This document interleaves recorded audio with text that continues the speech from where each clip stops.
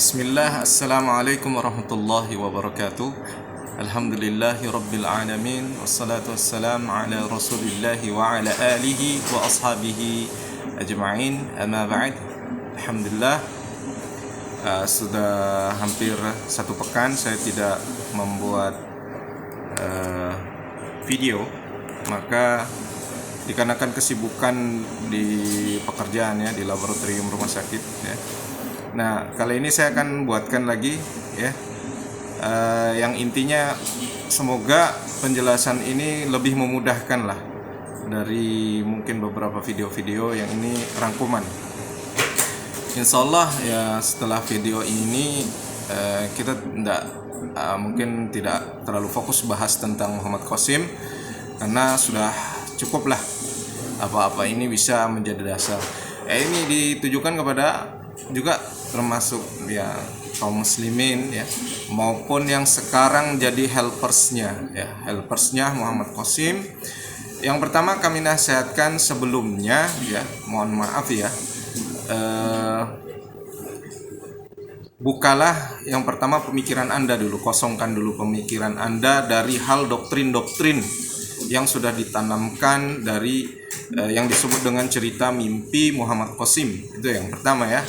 Pertama, artinya Anda sekarang usahakanlah Anda netral dulu ya. Jangan dulu menghakimi ya, tapi Anda perhatikan dulu. Nanti silahkan Anda timbang apa yang kami sampaikan dengan apa yang Anda dapatkan dari cerita-cerita mimpi Muhammad Qasim ya. Jadi sungguh apa ya namanya ya, andai kata Anda langsung misalnya ngambil kesimpulan begitu saja, maka ditakutkan Anda dan saya katakan bukan ditakutkan lagi, Anda menyesal nantinya, karena bisa jadi Anda terlambat atau bagaimana, kenapa saya baru sadar sekarang ya, terlambat ya. Nah, baik, saya akan bukakan. Pada dasarnya sering saya berulang-ulang kali mengatakan bahwasannya sebuah ya, sesuatu itu dikatakan benar atau salah, itu kembalinya kalau kita di dalam Islam adalah dikembalikan kepada kitab Allah dan sunnah. Kitab Allah dan sunnah. Dan kembali kepada kitab Allah dan sunnah itu bukan lagi memahami kitab Allah dan sunnahnya itu sesuai dengan kehendak hati, tidak, tetapi berdasarkan apa yang sudah kita dapatkan cara pemahamannya itu ya, yang kita katakan di atas manhajnya generasi salafus saleh. Generasi salafus saleh ya 3 generasi, sebagaimana Rasulullah mengatakan khairul qarni thumma yalihi. Sebaik-baik generasi itu adalah generasiku, yaitu generasi beliau bersama sahabat, kemudian generasi setelahnya yaitu orang-orang yang berguru kepada para sahabat yang biasa kita kenal dengan namanya tabi'in. Kemudian lagi adalah generasi berikutnya itu tabi'ut tabi'in. Nah, yang mana semua ini ya, di generasi ini dia dijadikan memiliki keutamaan karena keutamaan mereka dalam hal beragama mereka, dalam hal iktikad akidah mereka, perkataan mereka maupun perbuatan mereka atau amal ibadah mereka diridai Allah Subhanahu wa taala ya. Mungkin saya tidak perlu ngulangi lagi, silahkan dilihat pada video yang sebelumnya itu judulnya metode selamat sebelum kedatangan Imam Mahdi. Silahkan ditonton saja, dipelajari ya. Silahkan ditimbang saja apa yang kami sampaikan berdasarkan Quran dan Surah dengan manhaj metode yang benar, metode salafus saleh. Nah, di mana ya kalau mimpi yang di mana dinyatakan bahwasannya betul ya, terdapat hadis yang menyatakan bahwasannya kenabian itu sudah terputus, betul, sudah terputus manakala meninggalnya Rasulullah SAW. Kemudian Rasulullah mengatakan kecuali masih adanya sesuatu yang bisa yang masih tersisa, yaitu mubasyirat yaitu ru'yatus shadiqah mimpi yang benar. Al-ru'yatus salihah, mimpi yang benar. Sebagaimana juga dalam riwayat hadis yang lain, bunyinya ya, ar-ru'yatul hasanah min rajulis salih min rajulis salih sittatun wa arba'una juz'an minan nubuwah. Mimpi yang bagus, mimpi yang baik dari orang yang saleh, dari seorang laki-laki yang saleh, bagian daripada 46 bagian kenabian. Nah, coba perhatikan dalam hadis ini ya, Nabi sallallahu alaihi wasallam mengatakan yang pertama adalah ru'yatul hasanah, mimpi yang baik, min rajulun saleh dari orang-orang yang saleh. Orang yang saleh adalah orang yang adil, yaitu kita tahu yang namanya orang saleh bukan orang fasik, yaitu orang yang melazimi dia tidak melakukan menjauhi dosa-dosa besar ya. Artinya melaksanakan hal yang diperintahkan dan menjauhi yang dilarang dan tidak melazimi dosa-dosa kecil. Nah, itu orang saleh yang kita sebut dengan namanya orang adil. Nah, apabila dia bermimpi, mimpinya itu ya dikatakan tadi ru'yatul hasanah, mimpi yang baik, ya? dari orang tersebut ya, orang yang saleh ini bagian daripada 46 dari bagian kenabian. Nah, perhatikan.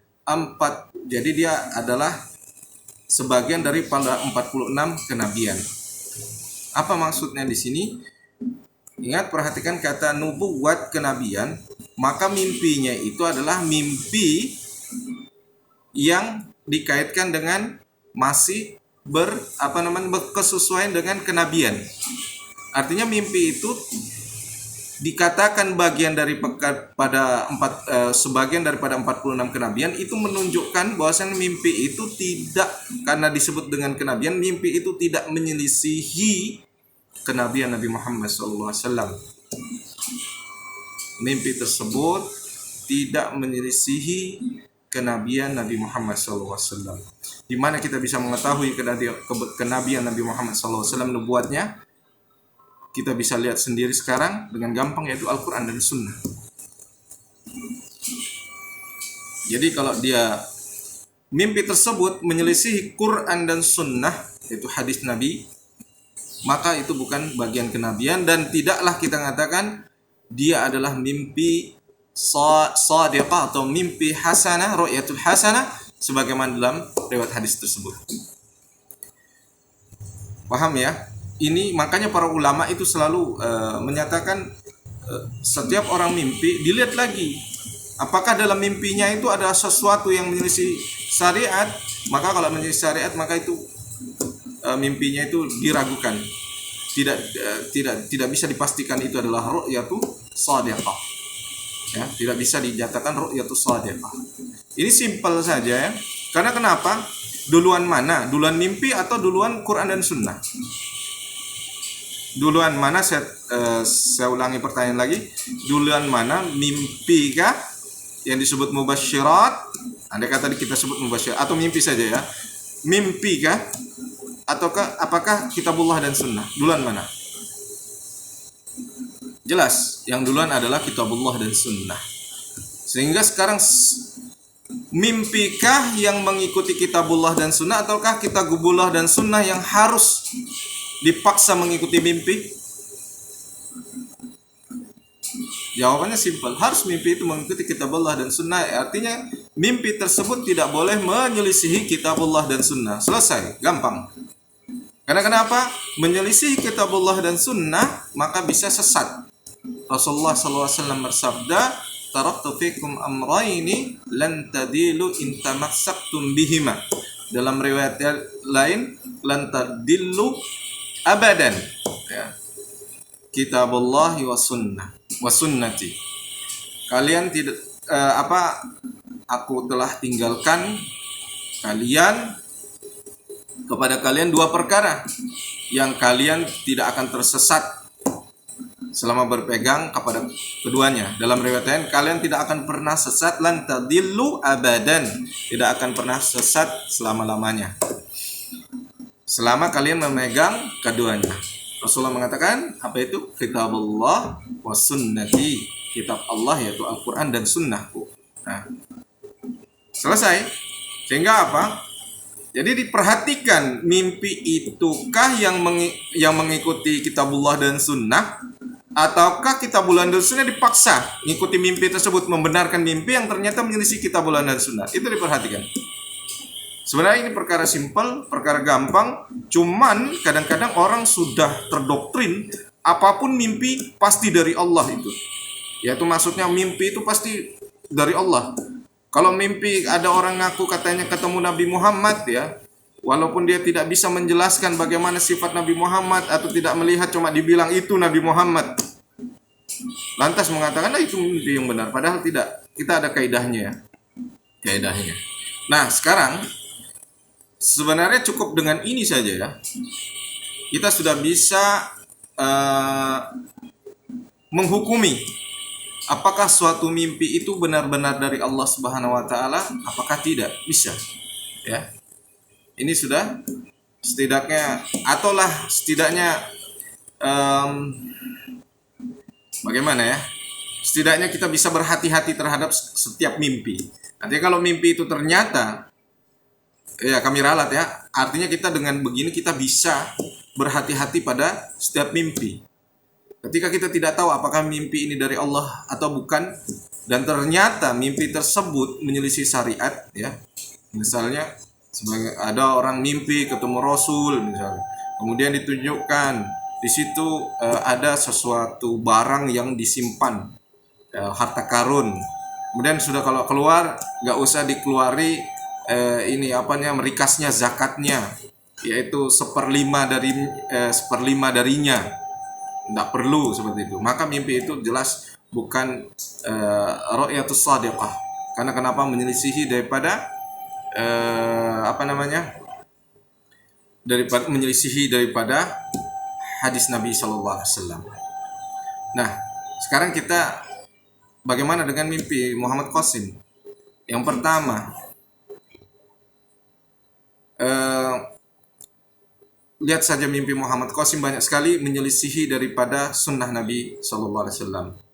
Misalnya mimpi Muhammad Qasim bertemu dengan Dajjal menyelisihi dengan hadis-hadis Nabi, di mana Dajjal disampaikan oleh Qasim bukan orang pendek, tetapi malah badannya itu tinggi badannya sejajar, kurang lebih hampir sejajar dengan Nabi Muhammad SAW. Padahal Nabi Muhammad itu dikatakan rajulun baina rajulaini. Beliau itu seperti di antara dua orang, yaitu tidak tinggi, tidak rendah. Sedangkan Dajjal Rasulullah menyatakan adalah laki-laki yang pendek, menyelisih. Dan bahkan apabila kita memperhatikan juga dalam mimpi, ada satu hal yang andai kata memang dia itu Dajjal, maka setiap orang yang beriman itu tahu itu Dajjal. Apa yang paling gampangnya itu selain matanya picak, yang paling yang membedakan dia dengan makhluk lainnya. Kalau mungkin orang yang matanya, mohon maaf, matanya mungkin kata kasarnya picak begitu ya. Itu mungkin bisa kita temukan yang lain. Tapi bukan berarti orang yang matanya misalnya picak, mohon maaf ya, itu kita katakan sebagai Dajjal. Enggak boleh ya. Tetapi apa yang khas itu hanya dimiliki Dajjal, yaitu tulisan kafara di pada dahinya. Kafara yang bisa dibaca orang mukmin, baik yang dia tahu baca ya maupun yang nggak bisa baca, itu tahu kafara. Tapi dalam mimpinya Muhammad Qasim tidak ada. Jangan sampai nanti karena ngikuti mimpinya Muhammad Qasim yang bukan Dajjal dibilang Dajjal. Kan lucu kan ini. Pas Dajjal aslinya muncul malah itu bukan Dajjal. Karena kenapa? Mimpinya menyelisihi daripada hadis Nabi Muhammad SAW. Begitu juga Muhammad Qasim, mimpinya dia menyatakan dia juga ikut membunuh Dajjal. Bahkan di situ dia tidak menceritakan bahwasanya Nabi Isa Allah yang membunuh, tetapi malah dia yang membanggal kepala Dajjal. Padahal jelas-jelas dalam hadis Nabi tidak ada yang berhak nanti diberikan izin untuk membunuhnya kecuali Nabi Isa alaihissalam. Jadi nggak usah dicarikan di jamak kah, di apa dalil-dalilnya disatukan bahwasannya ya dua-duanya yang membunuh Nabi Isa adalah Nabi Isa yang pertama, baru Qasim yang kedua. Nggak usah begitu. Karena kenapa? Bila diperhatikan dalam hadis-hadis Nabi, tidak akan bisa yang membunuh Dajjal itu kecuali adalah Nabi Isa alaihissalam. Begitu. Berikutnya juga masalah ini ya,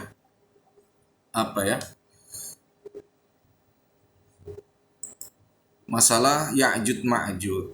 Nah, kalau kita lihat itu di video-video yang dibuatkan dari YouTube helpers mereka ya, seolah-olah kita diajak itu seperti ya, mungkin ada rekan kami mengatakan seperti anime, seperti orang-orang main game. Karena memang menurut Buya Askar ya, kalau nggak salah Buya Askar yang sampaikan ya, ada kesukaannya Qasim adalah main game.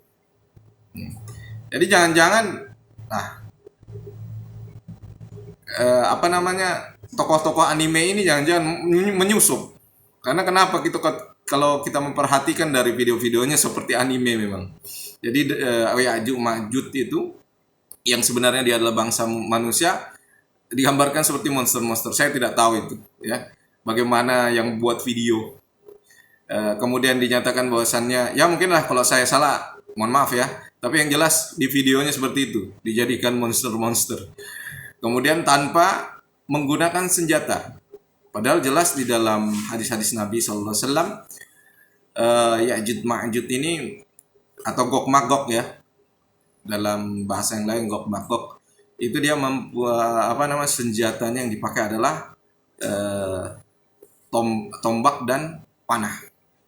Tombak dan panah, silahkan. Tetapi yang di dalam cerita mimpinya Muhammad Qasim tidak. Ini kan menyelisih lagi. Kemudian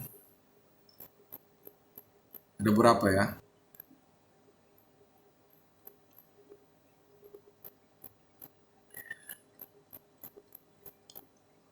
Dan masalah hal yang selalu ditekankan itu bahasa untuk mimpinya Qasim itu bukan dari Allah. Oh ya, tentang Nabi Muhammad SAW dulu ya, bahwasanya dia ketemu dengan Nabi Muhammad SAW, maka kami beritahukan bahwasannya Abdullah ibnu Abbas, yaitu beliau adalah sepupu Nabi Muhammad SAW, begitu juga murid beliau yaitu Muhammad ibnu Sirin atau Ibnu Sirin yang terkenal dengan beliau tafsir mimpi ya. Kitab beliau kalau nggak salah Tafsirul Ahlam ya, tafsir mimpi. Bila ada orang yang datang kepada mereka berdua atau salah satu di antara mereka lah, menyatakan telah mimpi bertemu dengan Nabi Muhammad SAW, maka mereka bertanya, maka Abdullah ibnu Abbas kah atau Ibnu Sirin akan bertanya, bagaimanakah sifat dari Nabi Muhammad SAW yang kamu temui dalam mimpimu? Jikalau orang itu bisa ya menjelaskan sifat-sifat Nabi Muhammad SAW sesuai, padahal orang itu yang ditemui itu belum pernah bertemu Nabi, ya, belum pernah bertemu Nabi. Orang itu belum pernah bertemu Nabi. Otomatis dia tidak begitu mengerti sekali bagaimana sosok sifat-sifat karakteristik daripada jasmani Nabi Muhammad, termasuk wajah. Maka kalau tidak sesuai, maka seperti Ibnu Sirin mengatakan lam tarah, kamu belum melihatnya. Artinya apa? Yang kamu lihat dalam mimpi itu bukan Nabi Muhammad SAW. Memang betul ya, hadis Nabi SAW di mana Nabi SAW bersabda, man ra'ani fil manam faqad ra'ani fa inna syaitana la yatamatsalu bi. Barang siapa yang melihat aku dalam tidurnya, yaitu mimpi, maka sungguh dia telah melihatku, telah memimpikanku ya. Telah melihatku lah ya. Faqad ra'ani, dia telah melihatku. Fa inna syaitan, karena syaitan itu la yatamatsalu bi, tidak bisa menyerupai diriku. Apa di sini yang ditekankan, yaitu syaitan tidak bisa menyerupai diri Nabi Muhammad SAW.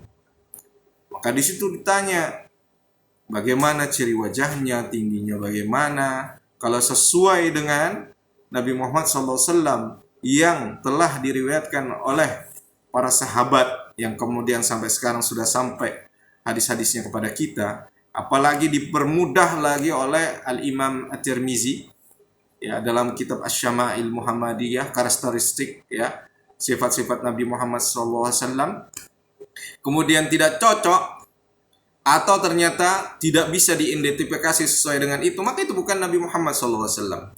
Karena di dalam hadis itu ya, Rasulullah mengatakan fa inna syaitana la yatamatsalu bi, karena syaitan tidak bisa menyerupai diriku. Bukan, hadisnya adalah karena syaitan tidak bisa mengaku-ngaku diriku. Perhatikan.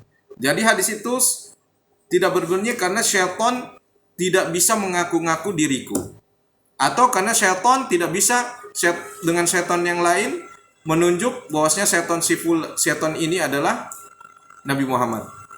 Ya. Tidak ada, ya, tidak begitu hadisnya. Jadi kalau ada orang mengatakan, oh saya mimpi ketemu Nabi Muhammad dan apa itu Qasim itu adalah memang betul, dia itu betul, mimpinya betul. Ketika ditanya, coba bagaimana kamu melihat Nabi Muhammad? Kamu melihat wajahnya? Enggak, saya cuma melihat cahaya saja di wajahnya. Kalau begitu bukan. Sebagaimana Ibnu Sirin mengatakan lam tarah, kamu belum lihatnya. Itu bukan. Karena setan itu mampu bukan hanya Nabi Muhammad yang dia mengaku sebagai Nabi Muhammad. Allah saja dia bisa mengaku. Dia bisa mengaku sebagai Allah. Apalagi mengaku sebagai Nabi Muhammad. Lebih bisa lagi. Yang dia tidak bisa adalah menyerupai Nabi Muhammad. Menyerupai Nabi Muhammad nggak bisa, apalagi menyerupai Allah tambah tidak bisa. Begitu ya. Jadi ini perhatikan. Jadi jangan langsung percaya di dalam mimpi tiba-tiba, apalagi ada yang mimpi ketemu Nabi Muhammad mukanya muka Muhammad Qasim. Jauh. Muhammad Qasim kan orang Pakistan, Nabi Muhammad orang Arab. Masa sama? Bagaimana ya? Aneh ini ya, seperti itu. Kemudian begitu juga ya, masih banyak lah yang lain ya. Begitu juga misalnya ada yang mengatakan kan Muhammad Qasim memerintahkan menjauhi syirik dalam mimpinya. Kan setan nggak mungkin kan memerintahkan ke syirik. Memang salah satu ciri daripada mimpi yang benar itu, salah satu ciri, artinya harus memenuhi persyaratan yang lain. Jadi kalau salah satu ciri berarti seperti sholat. Syarat sahnya sholat adalah suci dari hadas besar dan kecil. Apakah cuma ini saja yang harus dipenuhi? Yang lain juga harus. Seperti misalnya menghadap kiblat. Begitu juga rukunnya terpenuhi. Nggak boleh cuma satu rukun terpenuhi, yang lain tidak. Atau seluruh rukun terpenuhi tapi satu tidak, itu kan tetap tidak bisa dikatakan sholatnya sah. Nah, begitu juga ini. Kalau satu cirinya adalah memerintahkan amar ma'ruf nahi munkar, memerintahkan yang baik dan mencegah kemungkaran. Itu memang syaratnya. Makanya tadi ulama mengatakan seperti kasus mimpi ketemu Nabi Muhammad SAW, tapi ternyata dalam mimpi tersebut memerintahkan untuk tidak menzakati harta yang didapatkan yang terpendam, begitu kan? Yang terpendam dalam tanah, kemudian kata itu jangan dizakati itu. Padahal itu harta yang harus dizakati karena kenapa rikas. Yang mana barang itu merupakan barang dari zaman jahiliyah. Makanya para ulama langsung mengatakan jangan dipenuhi itu, tetap dikeluarkan. Artinya tidak bisa dipercaya juga. Mimpi itu yang dia temui adalah Nabi Muhammad SAW. Karena kenapa? Menyelisihi daripada hadis Nabi sendiri. Kalau memang itu adalah mimpi shadiqah, mimpi hasanah, tentu tidak menyelisihi nubuat kenabian yang lain yang ada di dalam hadis-hadis Nabi Sallallahu Alaihi Wasallam. Jadi seperti itu ya, dilihat lagi. Jadi katakan memerintahkan kepada atau menjauhi kepada syirik. Sebenarnya dalam persoalan ini kita cuma tanya pada orang-orang yang kagum dengan mimpi terlalu membesar-besarkan perihal-perihalnya Muhammad Qasim ini. Memangnya para ulama belum menerangkan tentang namanya tauhid, belum menerangkan namanya syirik, belum menerangkan namanya